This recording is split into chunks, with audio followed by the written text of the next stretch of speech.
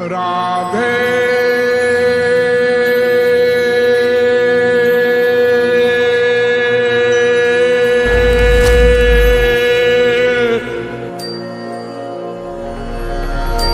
मैं कौन,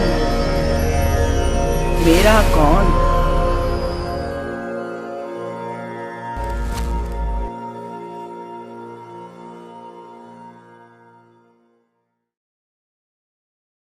यं शैवा समुपासते शिव इति ब्रह्मेति वेदान्ति नो बौद्धा बुद्ध इति प्रमाण पटवा कर्तेति नैयायिका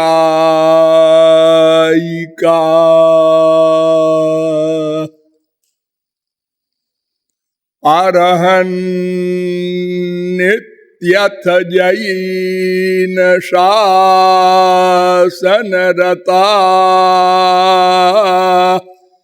कर्मेति मीमांसका सोऽयं वो विदधातु वाञ्छितफलम्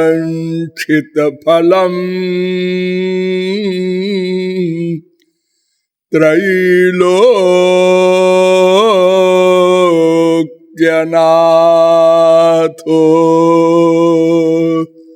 हरि नंदनंदन पदारविंदयो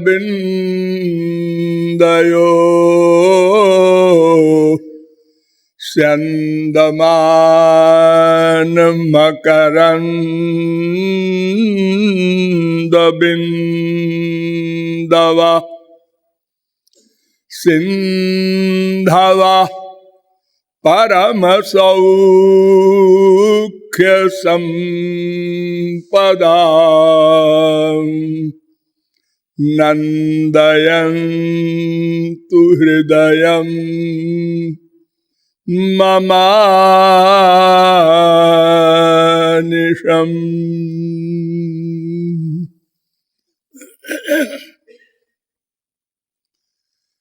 नमः कमलनाभाय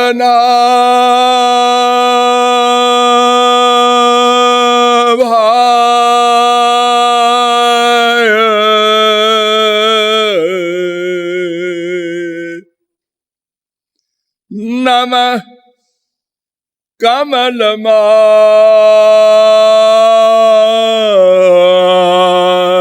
कमलमालिने नमः कमलपादाय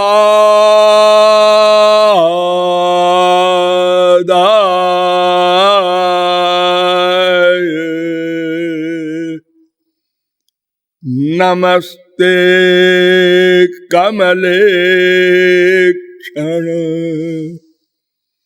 यो ब्रह्माणं विदधाति पूर्वं यो वै वेदांश्च प्रहिणोति तस्मै तग्वंहा देवमात्मबुद्धिप्रकाशं मुमुक्षुर्वै शरणमहं प्रपद्ये। जीव तत्व जिज्ञासु जीवात्माओं, नियमानुसार थोड़ी देर हरिनाम संकीर्तन कर लीजिए, पश्चात विषय प्रारंभ होगा। भजो गिरिधर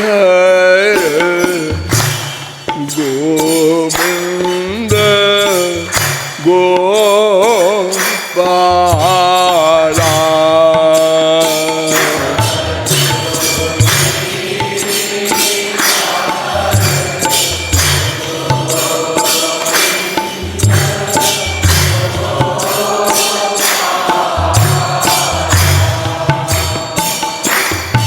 भजो गिरिधर गोविंद गोपाला।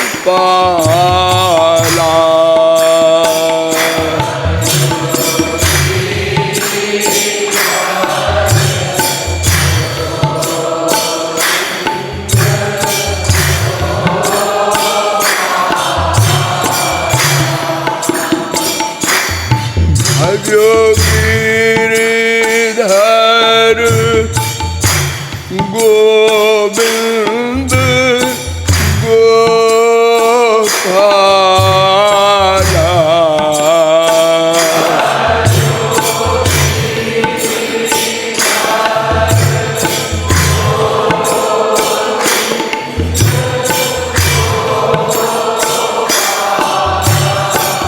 हरे भजो गिरिधर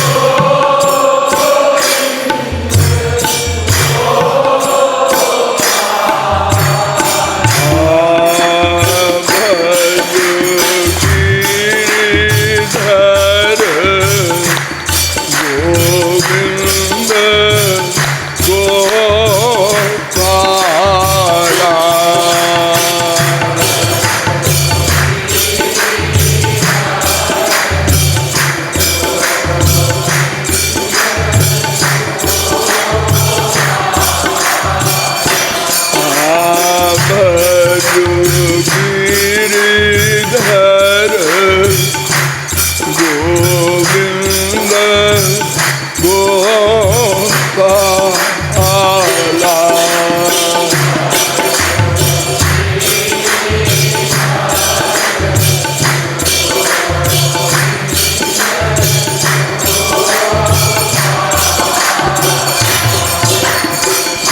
बोलिए श्रीमद् जुगल सरकार की। अब आप लोग सावधान हो जाएं। मैं कौन, मेरा कौन, इन प्रश्नों के समाधान के हेतु अब तक मैंने आप लोगों को बताया कि किसी भी गूढ़ प्रश्न के समाधान के लिए हमें ऐसी पर्सनैलिटी को ढूंढना पड़ेगा जिसमें माइक दोष न हो, अर्थात भ्रम, प्रमाद, विप्रलिप्सा, करणा पाटो, ये 4 माइक दोष होते हैं जो सभी व्यक्तियों में होते हैं, किसी में कम, किसी में अधिक। अतएव उनका मत भौतिक मत कहलाता है, अर्थात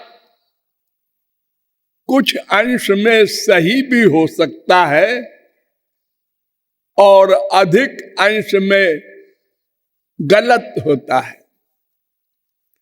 उनके ग्रंथ भी कृत ग्रंथ कहलाते हैं और वे ग्रंथ प्रमाण स्वरूप नहीं होते।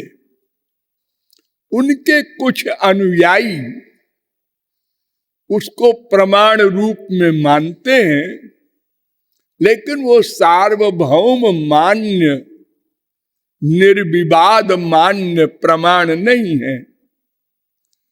अतएव कृत ग्रंथ को छोड़कर स्मृत ग्रंथ और विनिर्गत ग्रंथ, इन दोनों के द्वारा विचार करना है और किया गया। विनिर्गत ग्रंथ तो केवल एक है, वेदोपनिषद, और स्मृत ग्रंथ बहुत से हैं जो महापुरुषों के अनुभव के द्वारा लिखित हैं। वे भी प्रमाणीभूत हैं, क्योंकि ये चार दोष उनमें नहीं है, वे मायातीत हैं। भगवान को प्राप्त कर लेने के बाद वो निर्दोष हो जाता है।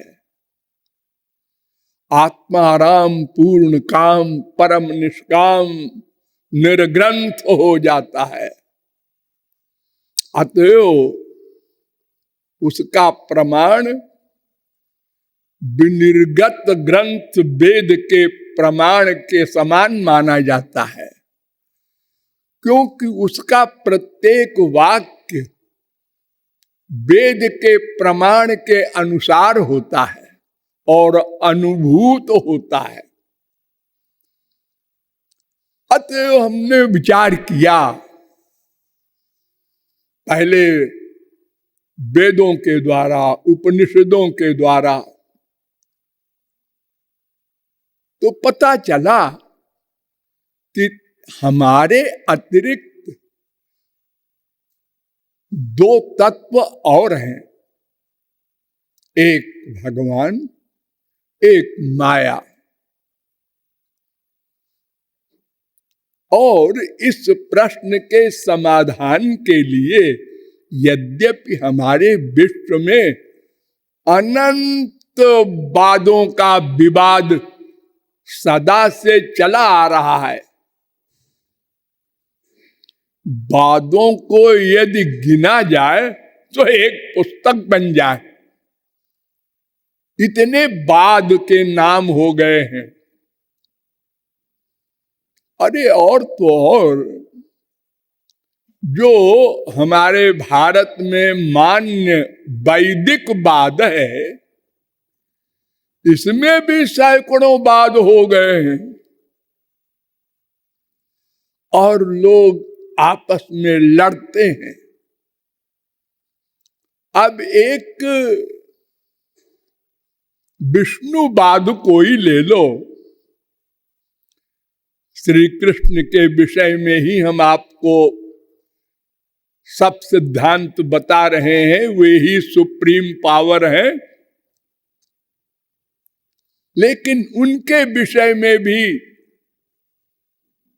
वेदांत, गीता आदि ग्रंथों के भाष्यों में विवाद चल रहा है। जैसे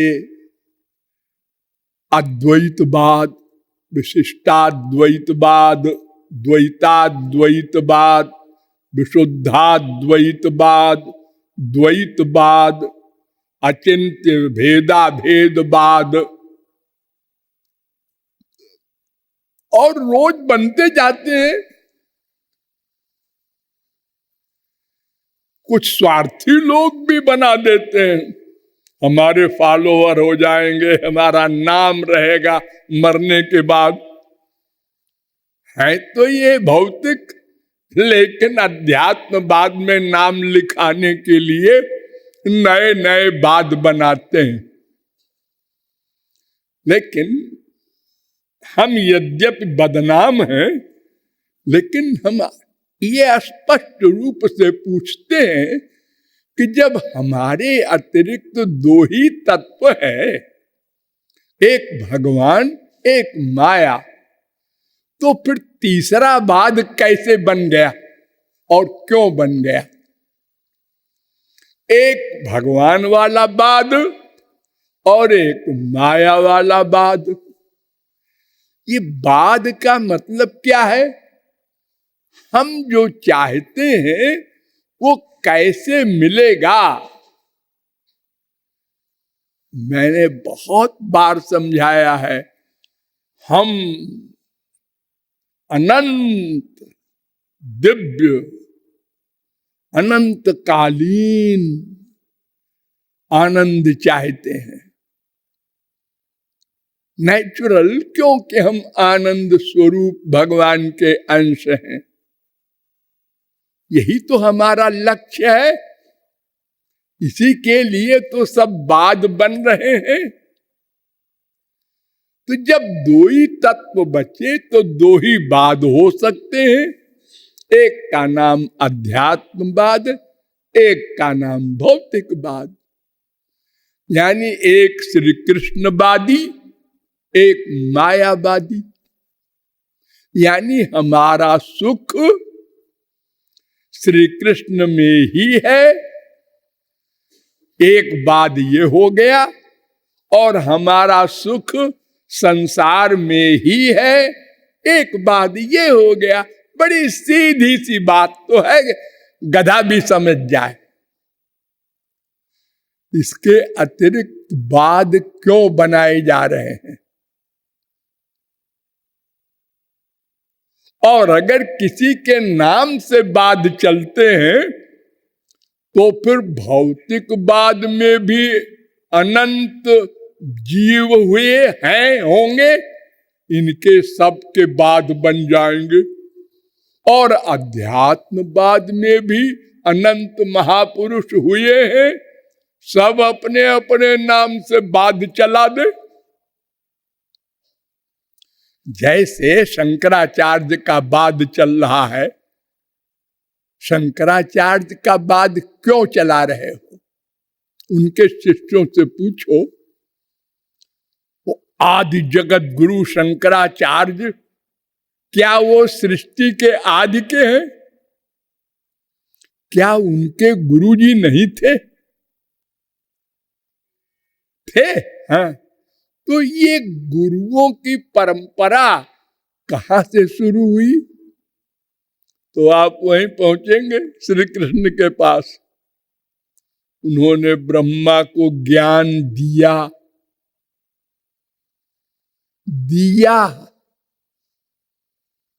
ब्रह्मा पैदा तो हो गया भगवान की नाभि से, लेकिन वो यही नहीं समझ सका मैं कहां से आया।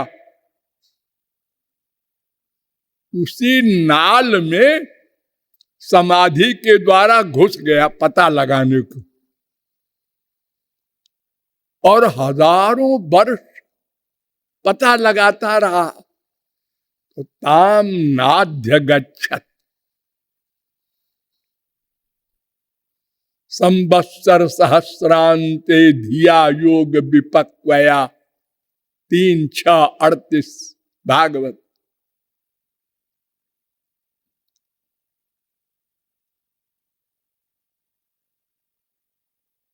सामने वेद प्रकट हुआ, भगवान के श्रीमुख से श्वास से निकल गया।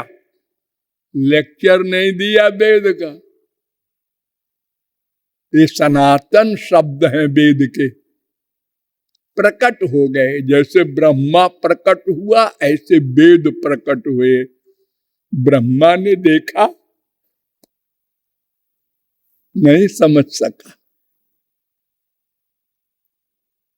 वेद को ब्रह्मा नहीं समझ सका।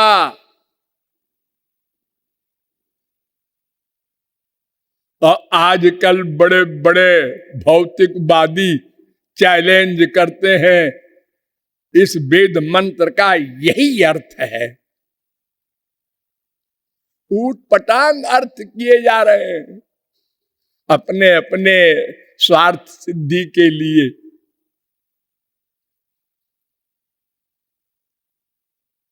इसी वेद के द्वारा करोड़ों हत्याएं होने लगी। बलि,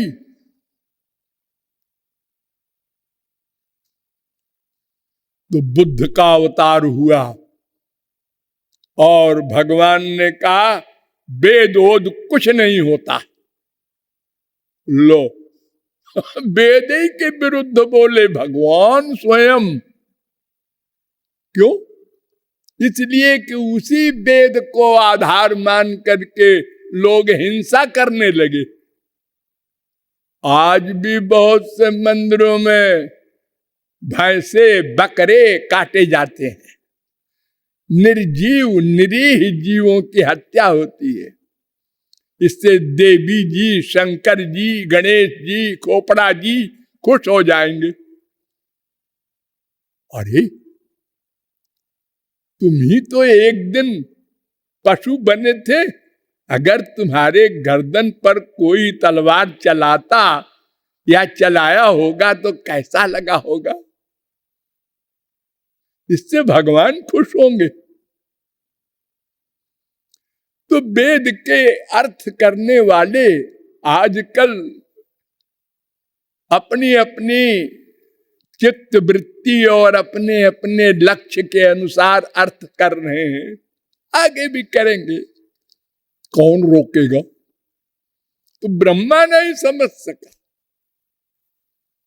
तो तेने ब्रह्म हृदय आदि कवये मुह्यंत यत सूरया, भागवत के पहले ही लिख दिया।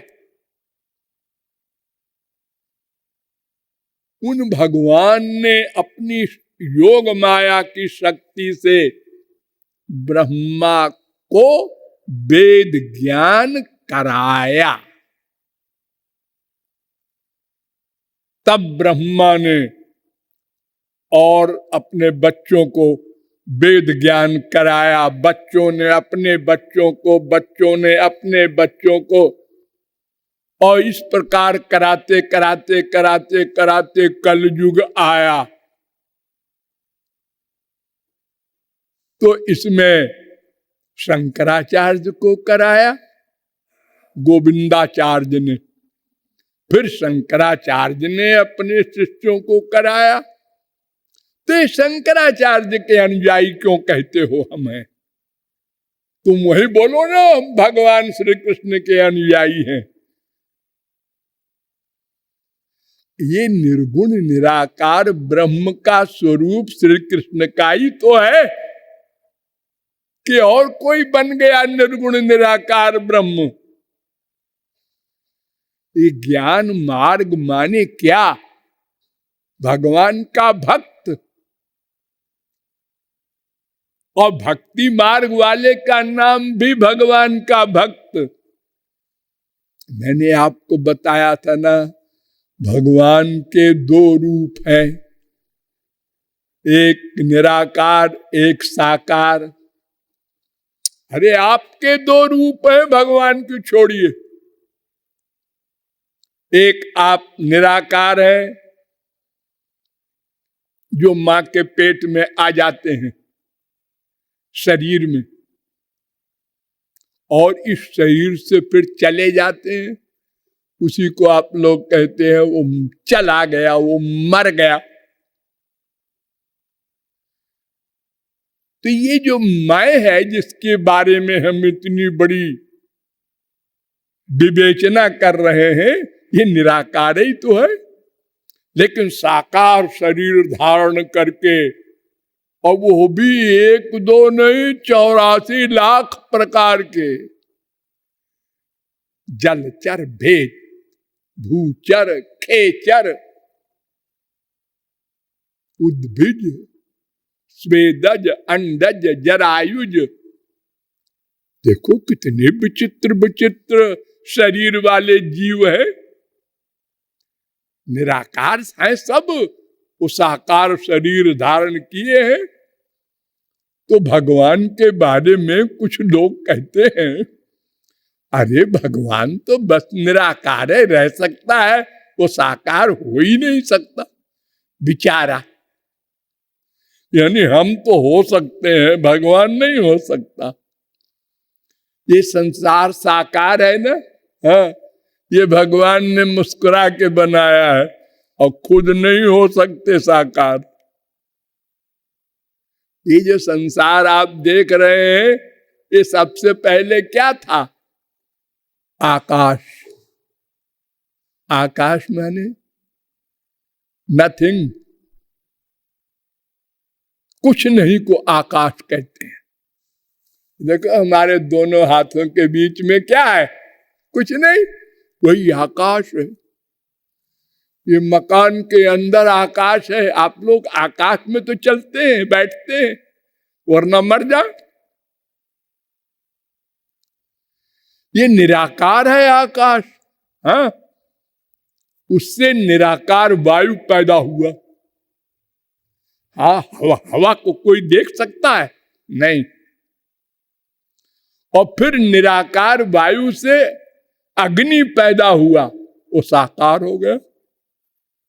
अरे ये कैसे हो गया जी, निराकार से साकार? ये जड़ पदार्थों की बात कर रहा हूं मैं, भगवान को छोड़ो।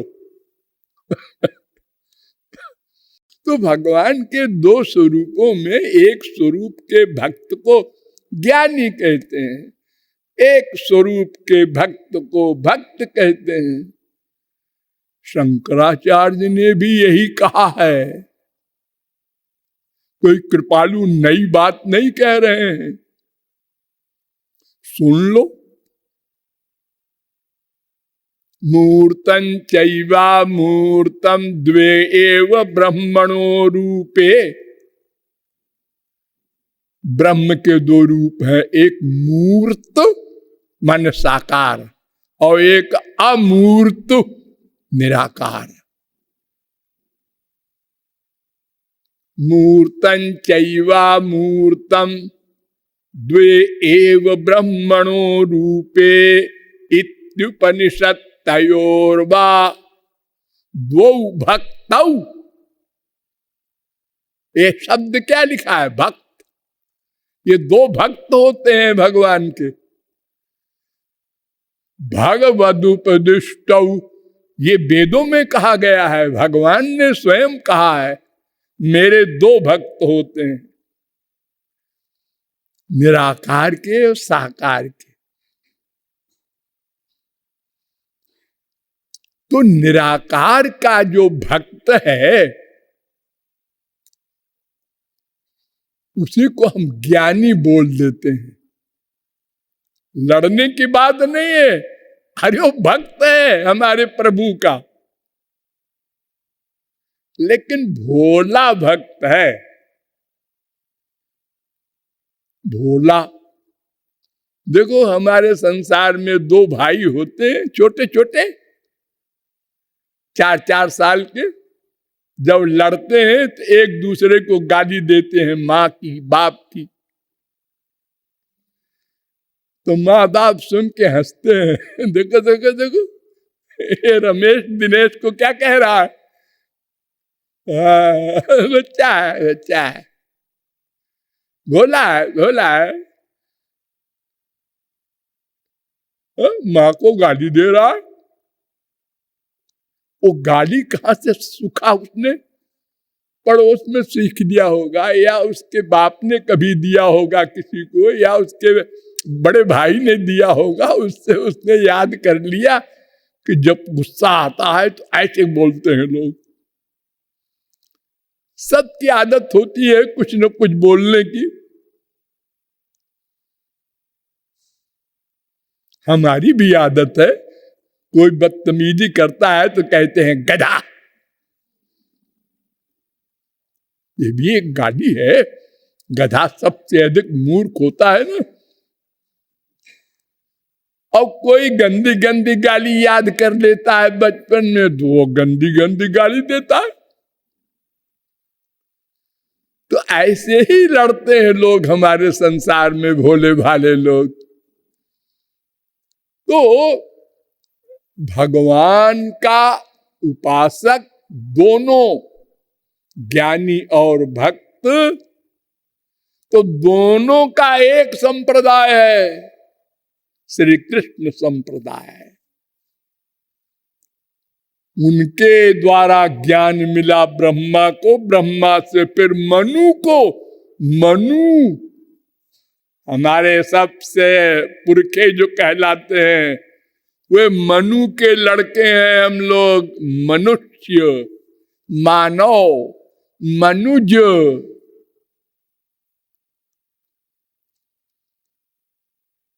अब दूसरी संप्रदाय जो है वो माया की है।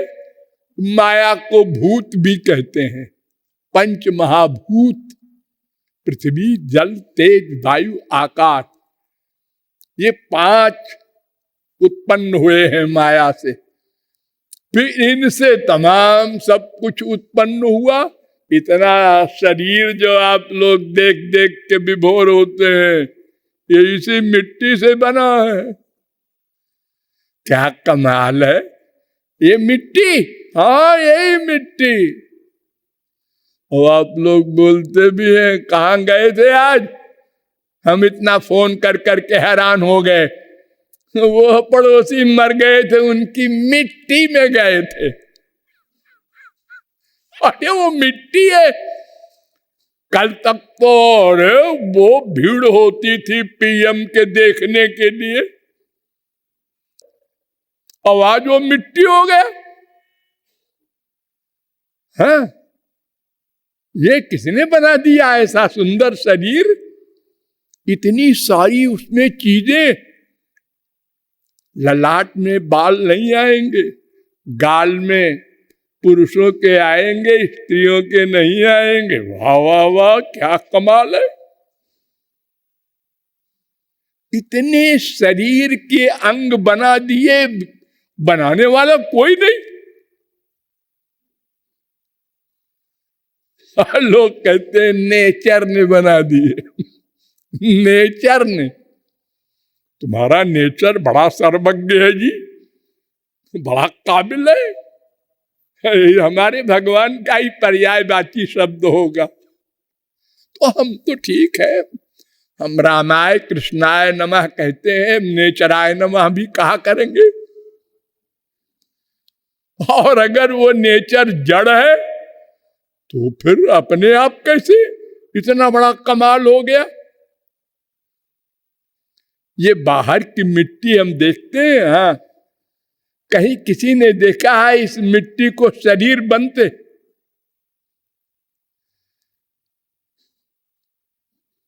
अब इसी मिट्टी से क्या क्या वृक्ष बन गए, और वृक्ष बन गए तो क्या क्या कमाल उन वृक्षों में। ये फल सब अलग अलग प्रकार के, इतना विचित्र जगत।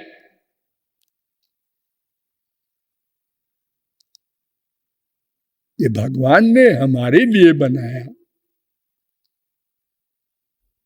लेकिन हमारे शरीर के लिए बनाया है। हम दो है ना, एक निराकार हम, एक साकार शरीर वाला हम। तो शरीर के लिए संसार, हम आत्मा के लिए परमात्मा। और हमने गलत समझ लिया, शरीर के लिए संसार के बजाय आत्मा के लिए संसार कर दिया, और शरीर को कर दिया भगवान के लिए, उल्टा कर दिया। तो इसलिए रसना से तो बोलते हैं हरे राम राम राम हरे हरे। और अंदर वाला जो मन है वो संसार में उसका अटैचमेंट है, गंदी चीज में अटैचमेंट है। ऐसे ही अनंत जन्मों का गंदा मन फिर गंदे में और अटैचमेंट करके और गंदा होता जा रहा है। महापुरुष और भगवान ये दो शुद्ध हैं, वहां जाते ही नहीं, अथवा कुछ दूर जाके लौट आते हैं। हम कोई गंदे थोड़े ही हैं। ये जितने मेंटल रोगी होते हैं संसार में, आपने देखे होंगे बहुत से। आजकल तो भीड़ है मेंटलों की, विदेशों में और अधिक। इनसे कहो दवा खाया करो, मैं पागल हूं क्या दवा खाऊं? और अगर जबरदस्ती खिला भी दो उनको और थोड़ा आराम हुआ तो फिर छोड़ देते हैं। अब मैं ठीक हूं, अगर मैं दवा बार बार खाता रहूंगा तो लोग कहेंगे पागल। कोई पागल अपने को पागल नहीं मानता। तो संसार में ये दो प्रकार का वाद है, अध्यात्मवाद और भौतिकवाद। इन्हीं दो वादों के अनुसार ये मैं कौन मेरा कौन का निर्णय करना है। तो वेदों शास्त्रों के द्वारा बताया गया कि ये जो मैं भीतर वाला है, जिसका शरीर है। अरे आप सब लोग बोलते हैं मेरा शरीर बीमार रहने लगा, मेरा शरीर मोटा हो गया। ये मेरा, जहां मेरा आपने कहा उसका मतलब मैं नहीं है। ये मेरा मकान है, अब कोई चूना पोते आपके ऊपर तो आप कहेंगे पागल हो रहा है क्या? फिर मकान में तो चूना ही पोता जाता है। अरे तो मैं मकान थोड़े ही हूं, मेरा मकान है। रा माने मैं का, यानी मैं से अलग है।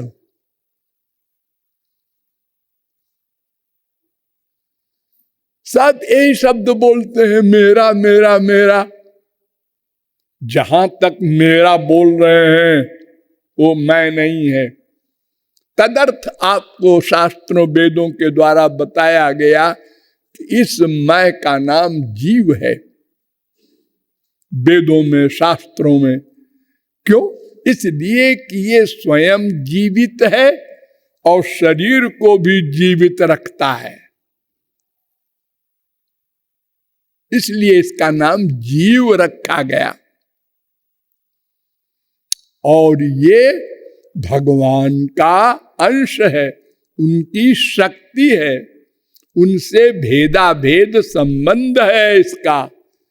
और सब नाते भगवान से ही है, माया से बस ये शरीर का नाता है, मेरा नहीं, मेरे का नाता है शरीर का। और ये मैं अणु है, इस शरीर के एक पार्ट हृदय में रहता है। अणु माने सूक्ष्म, इतना सूक्ष्म कि आप समझा नहीं सकते। क्योंकि जब कोई मरता है और सब बैठे हैं बड़े बड़े वैज्ञानिक, अच्छा हम लोग देखते हैं किधर से जाएगा मरते समय, अब ये बस मरने वाला है, डॉक्टरों ने डिक्लेयर कर दिया, हिचकी ले रहा है, अब जाने वाला है। देखना भाई किधर से जाता है। चला गया, किसी ने देखे नहीं। अरे बड़े बड़े यंत्र लगाए बैठे थे, इतना सूक्ष्म है। और एक जगह रह करके हृदय में, हृदय ही एव आत्मा, प्रश्नोपनिषद 3:6, सदा एष आत्मा हृदय, छांदोग्योपनिषद 8:8, 8:3:3।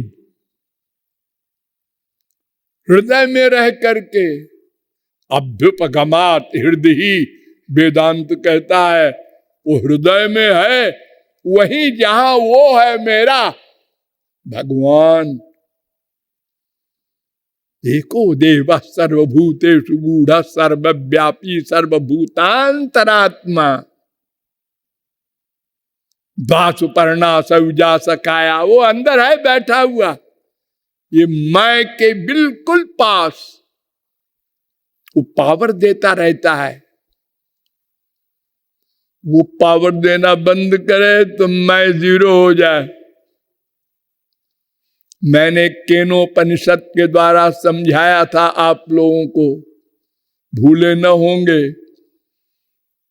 तो उसकी शक्ति से ही ये सब इंद्रियां, मन, बुद्धि वर्क करते हैं। और ये जो लोग कहते हैं साकार भगवान नहीं होता, उनको जरा पढ़वा दो केनोपनिषद। वो जो 3 1 3 2 3 3 3 4 3 5 3 6 3 7 3 8 3 9 3 10 3 11 3 12 इतने मंत्रों में जो बताया गया है कि एक यक्ष शरीर धारण करके आया था और उसके पूछने गए थे अग्नि देवता, वायु देवता और इंद्र देवता, वो कौन था? तो मालूम हुआ वही भगवान था। और उसने बताया था, देखो जी, मेरी शक्ति देने से तुम लोग अपना अपना काम करते हो, मुझको चैलेंज न करना, नहीं तो अग्नि 0 हो जाएगा, वायु 0 हो जाएगा, सब 0 हो जाएंगे। अनंत कोटि ब्रह्मांड का प्रलय हो जाता है।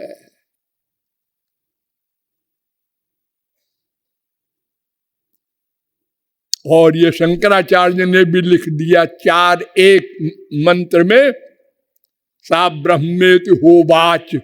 इसके भाष्य में ईश्वरेच्छया तृणमपि बज्री भवत, सा नित्यमेव सर्वज्ञेश्वरेण सह वर्तते। हाँ, वो ब्रह्म सगुण साकार था। तो वो हमारे हृदय में हम रहते हैं और हमारा असली नातेदार। ये क्वेश्चन है ना, मैं कौन मेरा कौन, तो मैं प्लस मेरा दोनों एक जगह रहते हैं। और देखो, ये खाली मनुष्य शरीर की बात नहीं कर रहे हैं, सर्वभूतेषु एको देव सर्वभूतेषु गूढ़ा। कुत्ते, बिल्ली, गधे में सर्वत्र जैसे मैं हूं, ऐसे वहां भी वही आत्मा है सूक्ष्म, और वहां भी भगवान साथ बैठे हैं।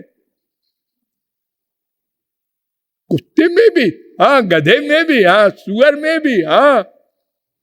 अरे अवतार ले लेके आए हैं सुअर वगैरह के। भगवान गंदगी से डरते नहीं है। अरे भगवान तो जिसको मिल जाए वो अशुद्ध शुद्ध हो जाए। भगवान को, महापुरुष को अशुद्ध अशुद्ध नहीं कर सकता, अशुद्ध शुद्ध हो जाता है।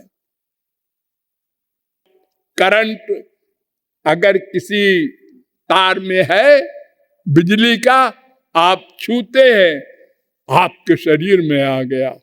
अब आपको जो पकड़ेगा उसको भी आ गया। तो महापुरुष भगवान दोनों एक हैं। तो सबके हृदय में भगवान है। वो कभी एक सेकंड को साथ नहीं छोड़ते।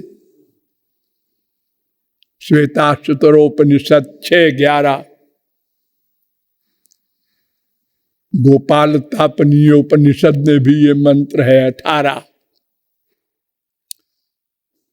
तो भगवान हृदय में रहकर सारे शरीर में चेतना फैलाए रहते हैं।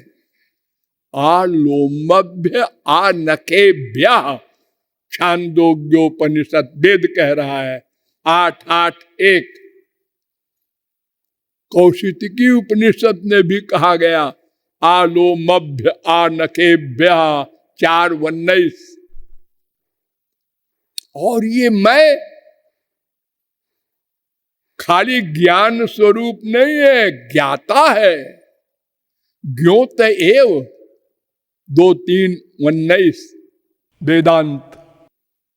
और ये करता है, भोक्ता है, दृष्टा है, करता है, मनता है। एष ही दृष्टा, स्पृष्टा, श्रोता, ग्राता, मनता, बोधा, कर्ता, विज्ञानात्मा पुरुषा सपरे अक्षर आत्मनि संप्रतिष्ठते। ये वेद कह रहा है, प्रश्नोपनिषद 4:9। कर्ता शास्त्रार्थवत्ता 2:3-33 वेदांत। तो ये मैं ऐसी पर्सनैलिटी वाला है, लेकिन भगवान का अंश होते हुए भी अनादिकाल से मायाबद्ध है। इसलिए अनादिकाल से कर्मबद्ध है। इसलिए अनादिकाल से जन्म मरण और 84 लाख के भ्रमण से युक्त है। फिर विचार किया गया कि ये थियरी से जान लेने से तो काम नहीं बनेगा। मैं को और मेरे को जानना ये माइक इंद्रिय मन बुद्धि से तो हो नहीं सकता। वेद ने बता दिया है, इंद्रियाणे पराण्याहु इंद्रिय परम मन मनसस्तु परा बुद्धि जो बुद्धे परतस्तु सा। गीता 3:42। इंद्रिय परार्थार्थे व्यच परम मना मनसस्तु परा बुद्धिर बुद्धिरात्मा महान परा महता परम व्यक्तो व्यक्तात् पुरुष परा पुरुषान्न परम किंचित सा काष्ठा सा परागति। कठोपनिषद 1:3-10, 1:3-11।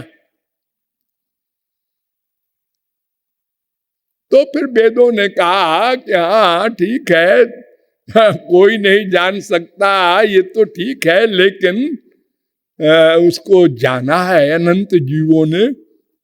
आज भी जानने वाले इन्हें गिने हैं, आगे भी होंगे। वो जिस पर कृपा करके अपनी शक्ति दे दे, उसकी कृपा भी कुछ शर्त रखती है। उस शर्त को आपके सामने रखकर बताया गया। एक कर्म कर सकते हैं हम लोग, एक ज्ञान कर सकते हैं, एक प्रेम कर सकते हैं। ये 3 चीजें हम लोग कर सकते हैं।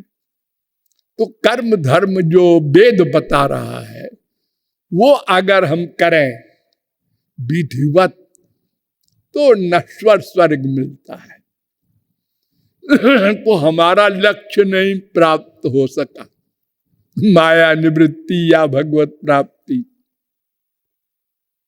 तो फिर ज्ञान का अवलंब लिया गया।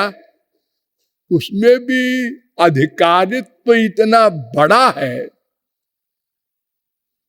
कि हम किसी भी प्रकार इस कलयुग में तो अधिकारी बन नहीं सकते। और अगर सतयुग वगैरह में बने भी है अधिकारी, तो मार्ग से गिर गए हैं।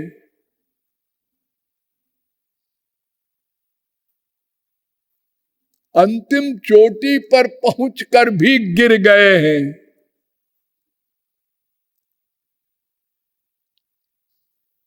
उनकी 7 भूमिका मानी गई है: अज्ञान, भ्रांति, आवरण, अपरोक्ष ज्ञान, परोक्ष ज्ञान, दुख निवृत्ति, तृप्ति। ये 7 भूमिका लांग भी गए जो ज्ञानी। 1-2 जन्म में नहीं, जन्मांतर सहस्रेषु। अगर बाई चांस कोई पार हो गया तो आरुह्य कृच्छ्रेण, बड़ी कठिनाई से, ब्रह्मा कह रहा है, परम पदम ततः पतन्त्यधो नादृत जुष्मदंग्रया। फिर पतन हो जाता है।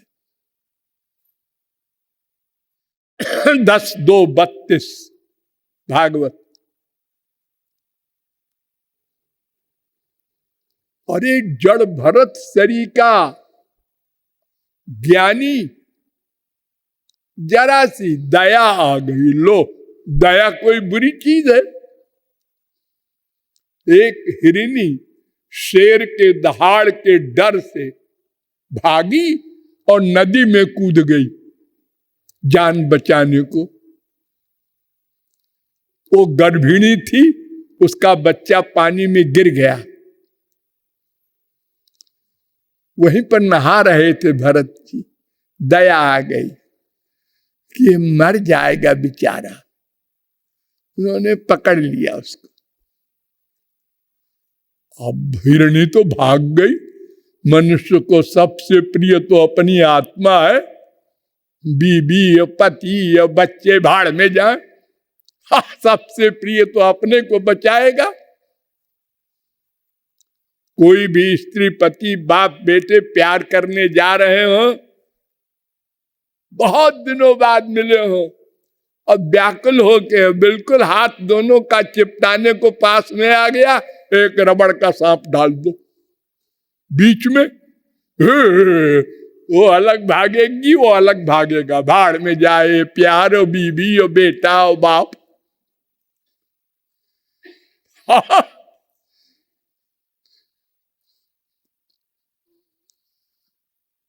तो भरत जी ने उसको पाल पोस लिया और अपना हमेशा साथ लिए घूमे। और तो छोटा बच्चा जो होता है, चाहे गधे का हो, अच्छा लगता है।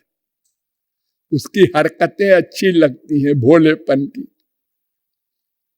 बच्चों मनुष्यों की भी। और वही जब बड़ा हो जाता है तो लड़ाई होती रहती है माँ से बाप से। मैं इंग्लैंड में एक के घर में गया, माँ के घर में, तो उसका लड़का उसी के बगल में रहता था, अलग हो करके। अपना एक लव ऑफ करके एक लड़की के साथ। तो माँ ने उनसे कहा, महाराज जी आए हैं हमारे यहाँ जगत गुरु इंडिया से, आओ। हम तो कभी नहीं गए माँ के पास, 4 साल हो गए, 6 साल हो गए, मैं नहीं जाऊंगा। अरे तुझको मैंने पैदा किया है रे, पढ़ाया लिखाया है। अरे तुम्हारी ड्यूटी थी, किया है। तुमको भी तुम्हारे बाप ने पढ़ाया लिखाया है, पैदा किया है। तूने हमको कर दिया, सब बराबर हो गए। ये हाल है हमारे संसार का। तो इतना प्यार हो गया उनका कि जब मरने लगे तो शिष्यों को बुलाया और कहा, देखो भाई बच्चों, ऐसा है जैसे तुम लोग हमारे प्रिय हो, उससे अधिक हमको हिरण प्रिय है। तो जरा सब लोग ख्याल रखना, इसका कोई कष्ट न हो, कोई परेशानी न हो। और मर गए। तो मरने के बाद जजमेंट हुआ भगवान का, तुम्हारा मन हिरण्य था, हाँ, तो यम यम वाप स्मरण भावम त्यजत्यंते कलेवरम तन तमे वैत कौन्तेय सदा तद्भाव भाविता। गीता 8:6। अर्जुन, मरते समय जिसका चिंतन होगा वही मरने के बाद बनना पड़ेगा। यथा क्रतुरस्मिन् लोके पुरुषो भवति तथेता प्रेत्य भवति। छांदोग्य उपनिषद 3:14-1। हिरण बने, लेकिन स्मरण रहा पूर्व जन्म का। मैंने ये बेवकूफी की थी, हिरण से प्यार करके ज्ञानी होते हुए भी अज्ञानी बन गया। ज्ञानम क्षरति हो गया, ज्ञान नष्ट हो गया, माया हावी हो गई। तो ज्ञान की अंतिम सीमा पर पहुंचकर भी पतन हो जाता है। तो वो मार्ग भी हमारे काम का नहीं। देखो, ये 3 प्रकार का आनंद होता है। सुख, एक जड़ जड़ संयोग जन्य सुख। नंबर 2, जड़ चेतन संयोग जन्य सुख। नंबर 3, चेतन चेतन संयोग जन्य सुख। जड़ जड़ संयोग जन्य सुख क्या है? ये जड़ है इंद्रियां, ये माया से बनी है ना, माया जड़ है।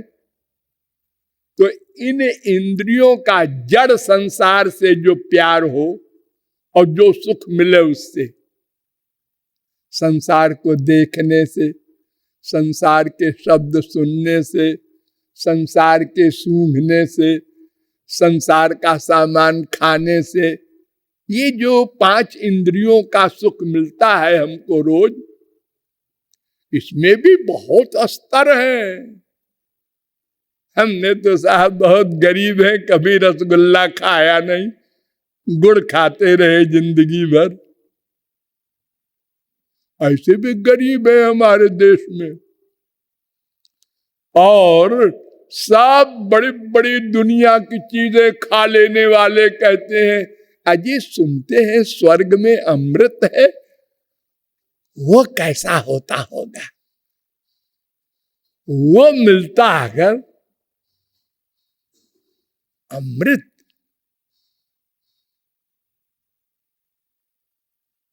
और जिनको अमृत मिल गया है वो कहते हैं वो जो गोलोक में है वो मिलता अगर,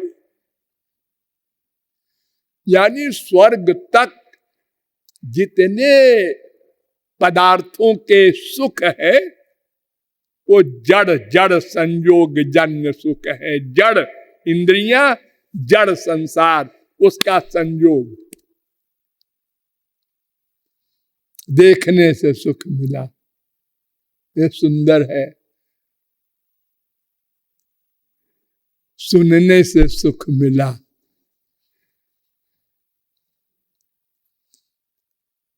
और जड़ चेतन जन्य सुख क्या होता है? मन और आत्मा का मिलन हो जाए, यही है ज्ञानियों की समाधि। ये समाधि का सुख होता है, सारा संसार भूल जाता है इसमें। आत्म विस्मृति। बेटा मरा पड़ा है, पड़ा होगा। 1 करोड़ की लॉटरी खुल गई है, सुना? खुली होगी। समाधि के सुख के आगे सब सुख बेकार। वो स्वर्ग का सुख भी बेकार।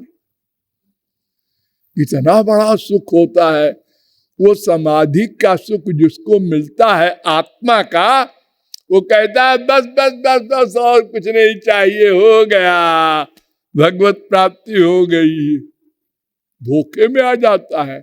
अगर उसका गुरु श्री कृष्णानंद नहीं प्राप्त किए तो वहीं रुक जाएगा और फिर पतन हो जाएगा।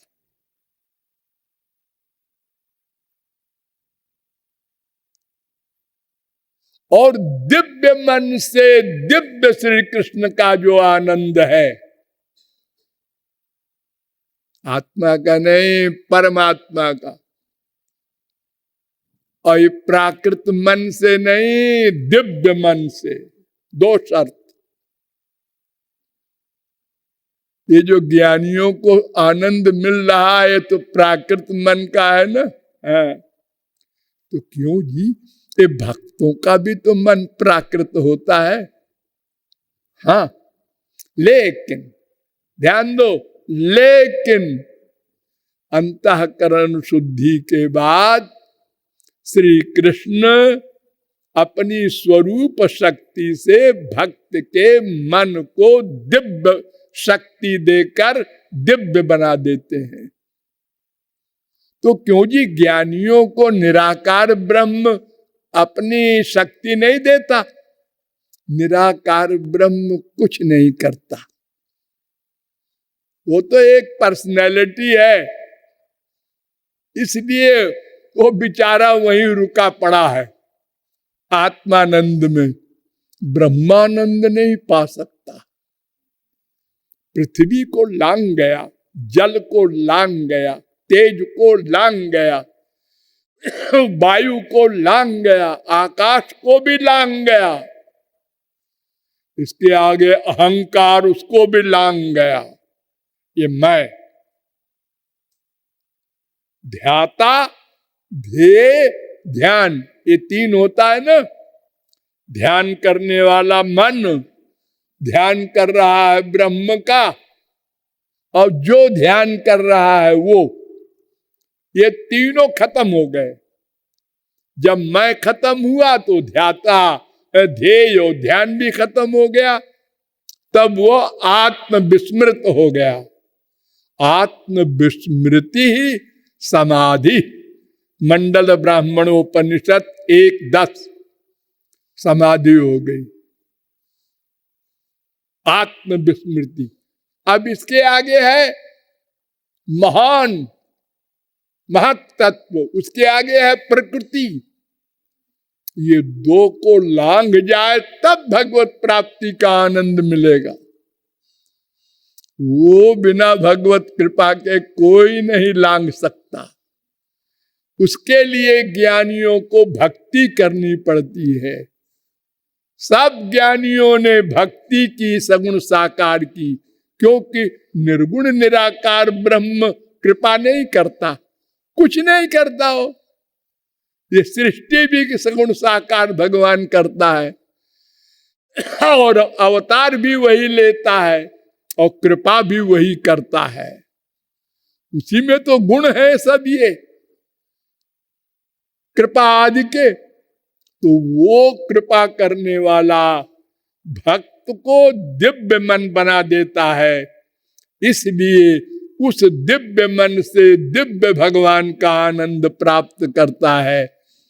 ज्ञानी को न तो मन दिव्य हो सकता है, और न, ध्यान दो, महान और प्रकृति को लांघ सकता है। ये तीन आवरण होते हैं, असत्पादक आवरण, अभाना पादक आवरण, अनानंदा पादक आवरण। तो असत्वा पादक आवरण तो तत्व ज्ञान से मिट जाता है, थ्योरेटिकल ज्ञान से, और अभाना पादक आवरण प्रैक्टिकल समाधि से, ये जो मैंने बताया आत्म विस्मृति। लेकिन अनानंदा पादक आवरण ये भगवत कृपा से ही मिटेगा, तब ब्रह्मानंद मिलेगा ज्ञानी को। और भगवत कृपा तो श्री कृष्ण के द्वारा होगी, निराकार ब्रह्म के द्वारा नहीं। इसलिए ज्ञानी को न मोक्ष मिलेगा, ओ चतुर्मुखादीनाम सर्वेषाम भक्त्या बिना कल्प कोट भीर मोक्षो न विद्यते। त्रिपाद विभूति नारायणोपनिषद 8:1। करोड़ों कल्प कोई ज्ञानी पच पच के मर जाए, चाहे वो ब्रह्मा शरीर का ज्ञानी हो, बिना सगुण साकार श्री कृष्ण की कृपा के मोक्ष नहीं मिलेगा। क्योंकि वो महान और प्रकृति का उल्लंघन नहीं कर सकता, अनानंदा पादक का उल्लंघन नहीं कर सकता। वो माया है, माया के लिए भगवान का चैलेंज है, मामेव ये प्रपद्यन्ते माया मेताम तरन्ति ते। गीता 7:14। अतएव ज्ञान से हमारा काम नहीं बनेगा। और फिर कलयुग योग यज्ञ नहीं ज्ञाना। कलयुग में ये ज्ञान मार्ग है ही नहीं है। यही कलिकाल न साधन दूजा, योग यज्ञ जप तप व्रत पूजा।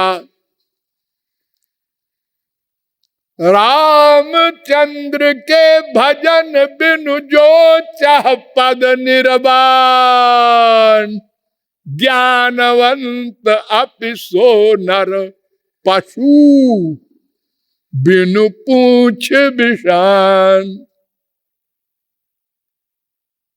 कोई नहीं ज्ञानी, जिमि थल बिनु जल रही न सकाई, कोटि भांति को करई उपाई। तथा मोक्ष सुख सुनु खगराई, रही न सकई हरि भगति बिहाई। तो ये ज्ञानी लोग कहते 60, ओ इतना गुस्सा तुलसीदास जी महाराज का। वो 60 है ज्ञानी, 60 माने बहुत नीच आदमी। ते 60 महासिंधु बिनु तरणी, पैरी पार चाहत जड़ करणी। ढीला है उनका। कोई ज्ञानी मोक्ष नहीं प्राप्त कर सकता किसी भी साधन से। आत्मज्ञान तक जाके और फिर उसका पतन हो जाएगा। इसलिए ज्ञान मार्ग से हमारा काम नहीं बनेगा। अब जब 2 मार्ग फेल हो गए, हमको पूछना था इन 3 भाइयों में रमेश कौन है। तो एक ने कहा हमारा नाम दिनेश, दूसरे ने कहा आपका सुरेश, तो फिर वही है तीसरा वाला, चौथा कोई है ही नहीं। लेकिन कैसे, फिर बताएंगे। बोलिए लाडली लाल की।